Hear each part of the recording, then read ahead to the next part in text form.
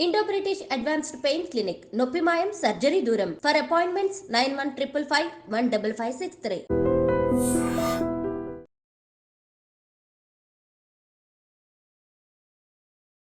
నమస్కారం, welcome to I dream. ధర్మ మార్గం విత్ విజిత కార్యక్రమానికి స్వాగతం. ప్రస్తుతం మనతో పాటు ఉన్నారు ప్రముఖ ఆధ్యాత్మికవేత్త ప్రవీణ్ గొల్లమూడి గారు. ఇప్పుడు వారితో మాట్లాడి మరిన్ని విషయాలు తెలుసుకుందాం. నమస్కారం అండి. నమస్కారం అండి. మన సనాతన ధర్మంలో పెద్దవాళ్ళు మనకు శాస్త్రాల ద్వారా కానీ పురాణాల ద్వారా కానీ ఎన్నెన్నో మంచి విషయాలు చెప్పారు. అవి అలా అలా అలా అలా వస్తూ మన పెద్దవాళ్ళ దాకా వచ్చి వాళ్ళ ద్వారా మనం కొన్ని కొన్ని వింటూ ఉంటాం. అలా విన్న వాటిల్లోనే బ్రహ్మ ముహూర్తం అని, సంధ్యావందనం అని, ఇలాంటివి మనం నిత్యం ఉండే విధానంలోనే కొన్ని కొన్ని చెప్తూ ఉంటారు. ముఖ్యంగా సంధ్యావందనం విషయానికి వస్తే, సంధ్యావందనం చేయడం చాలా ముఖ్యం అని చెప్పి, చేయడం వల్ల రకరకాల ఫలితాలు ఉంటాయని కూడా చెప్తూ ఉంటారు. నిజంగా ఏంటి సంధ్యావందనం చేయడం వల్ల కలిగే ఫలితాలు ఏంటి, ఎందుకు చేయాలి అంటే ఏం చెప్పొచ్చు? సంధ్య అంటేనండి ప్రాతఃసంధ్య, మార్నింగ్ సంధ్యా సమయం ఉంటుంది. పగటి వేళల్లో మొదలవటానికి అంతకన్నా పూర్వము ఉన్నటువంటి సమయానికి మధ్య సమయాన్ని ప్రాతఃసంధ్య అంటాం. 12 దాటిపోయిన దగ్గర నుంచి 3 ఆ మధ్య సమయాన్ని మాధ్యాహ్నిక సంధ్య అని అంటారు. 5:30 నుండి 7:30 లోపు ఈవినింగ్ ఉన్నటువంటి ఆ సమయాన్ని సాయం సంధ్య అని అంటారు. మనం ఒక తెలుగు క్యాలెండర్ తీసి చూసుకుంటే su.a అంటే సూర్యోదయము, su.u అంటే ఉదయము, ఆ అస్తమయం, అవి క్యాలిక్యులేట్ చేసి ఉంటాయి. దాన్ని బట్టి 45 మినిట్స్ బ్యాక్ అండ్ ఫ్రంట్ దాన్ని సంధ్యా సమయం అని అంటారు. ఈ సంధ్యా సమయంలో సూర్యుని ఉపాసించటం వల్ల ముఖ్యంగా సమయానికి వానలు కురుస్తాయి. అంటే ప్రకృతిని మొత్తం పూజించిన దాంతో సమానం అన్నమాట. అందుకే అసలైతే ఒక సెట్ ఆఫ్ పీపులే సంధ్యావందనం చేస్తున్నారు ఇప్పుడు. నేను కొన్ని 400-500 సంవత్సరాల క్రితం గురించి మాట్లాడదలుచుకుంటే, ప్రతి ఒక్కళ్ళు స్నానం అయిపోగానే అలా అర్ఘ్యం ఇచ్చేసేవాళ్ళు సూర్యుడికి.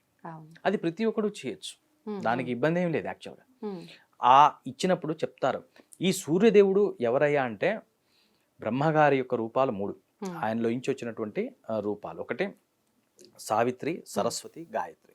ఈ 3 బ్రహ్మ యొక్క శక్తి స్వరూపాలు, విజ్ఞాన స్వరూపాలు, జ్ఞాన స్వరూపాలు. ఈ సావిత్రి అనేటటువంటి దేవతకి, గాయత్రి అనేటటువంటి దేవుడికి ఈ సంధ్యాం తర్పయామి, గాయత్రీం తర్పయామి, బ్రాహ్మీం తర్పయామి, నిమృజీం తర్పయామి అని తర్పణాలు చేస్తారు.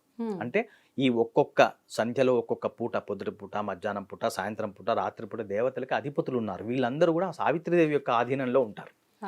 సమస్త వేదశాస్త్రం అంతా కూడా గాయత్రీదేవి యొక్క ఆధ్వర్యంలో ఉంటుంది. కళలన్నీ కూడా సరస్వతీదేవి యొక్క ఆధీనంలో ఉంటారు. ఈ రకమైనటువంటి ఈ 3 దేవతల్ని ఒకేసారి ప్రార్థించేటటువంటి విధానం సంధ్యావందనం. ఈ సంధ్యావనంలో సహజంగా వేదమాత కాబట్టి బ్రాహ్మణులందరూ కూడా గాయత్రీదేవిని ఉపాసిస్తూ ఉంటారు. గాయత్రీదేవికి పంచ శిరస్సులు ఉంటాయి. ముక్తా విద్రుమ హేమ నీల ధవలఛాయైర్ముఖైస్త్రిక్షణైర్యుక్తాం ఇందు నిబద్ధరత్నమకుటాం తత్వార్ధవర్ణాత్మికాం గాయత్రీం వరదా భయాంకుశకశా శుభ్రం కపాలం గదాం శంఖం చక్రమధారవిందయుగలం హస్తైర్వహంతీం భజే అని అమ్మవారి చేతుల్లో ఏమున్నాయి, అమ్మవారి ముఖాలు ఎట్లా ఉన్నాయి, అందులోంచి ప్రస్ఫుటమైనటువంటి తేజస్ ఎట్లా ఉంది వర్ణించిన తర్వాత గాయత్రి జపం చేసుకుంటారు.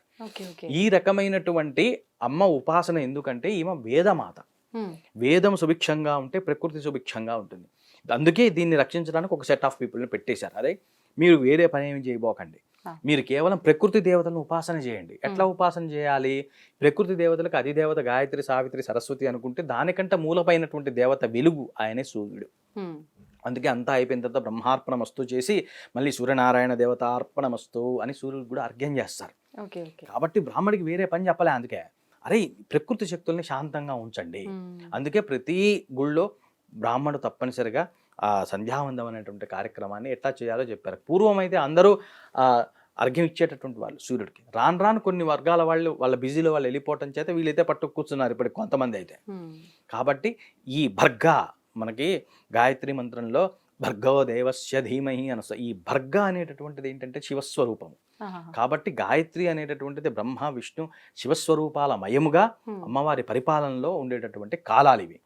ఎప్పుడైతే ఈ సంధ్యా సమయాల్లో చేసేటటువంటి పూజలు ఏవైతే ఉన్నాయో ఇవి చాలా శక్తివంతమైనటువంటివి. నిజంగా గాయత్రి, సరే గాయత్రి గురించి నీకు అవగాహన లేదు, నీ ఇష్టదైవం ఎవరు, ఆ ఇష్టదైవాన్ని అక్కడ ప్రార్థన చేయి ఆ సమయంలో.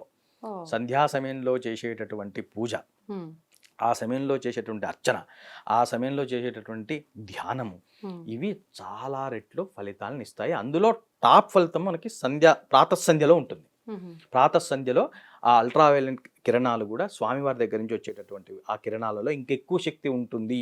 ఓకే. మిగతా చోట్ల ఉండదని కాదు, ఆ సమయంలో ఎక్కువగా ఉంటుంది. కాబట్టి ఆ సమయంలో సాధన మరింత చెయ్యండి అని చెప్పారు. ఉమ్, ఇప్పుడు ఉన్నటువంటి కాలమాన పరిస్థితులు చాలా మారిపోయినాయి. అవును. సంధ్యా సమయం ఉడికి తెలియదు, పొద్దున్న లేస్తే హడావిడి బతుకులు. హడావిడి.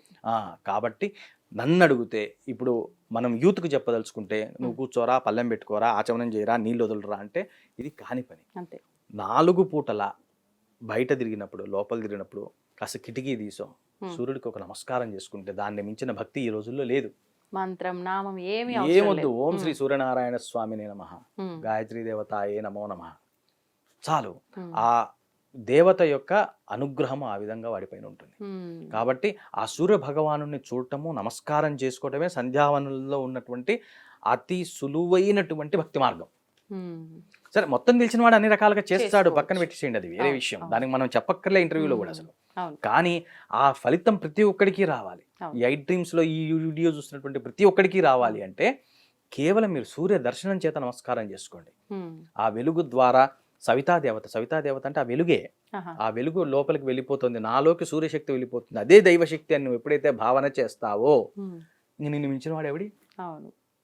అంతే. ఆ భావన పెంచుకోవాలి. అది సంధ్యావందనలో ఉన్నటువంటి గొప్పతనం. ఇది ఒక సెట్ ఆఫ్ పీపుల్కి సంబంధించింది కాదు, అందరికీ సంబంధించినటువంటిది. అందరూ ఉపాసన చేయొచ్చు.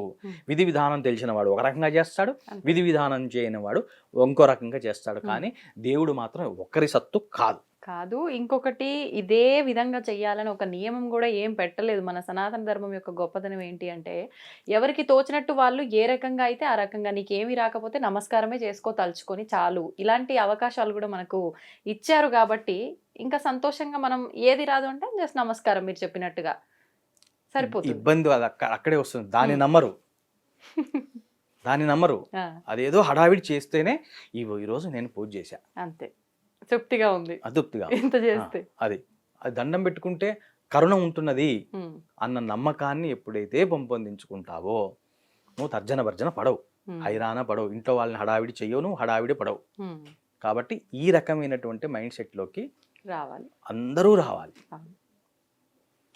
సంతోషం అండి, ధన్యవాదాలు.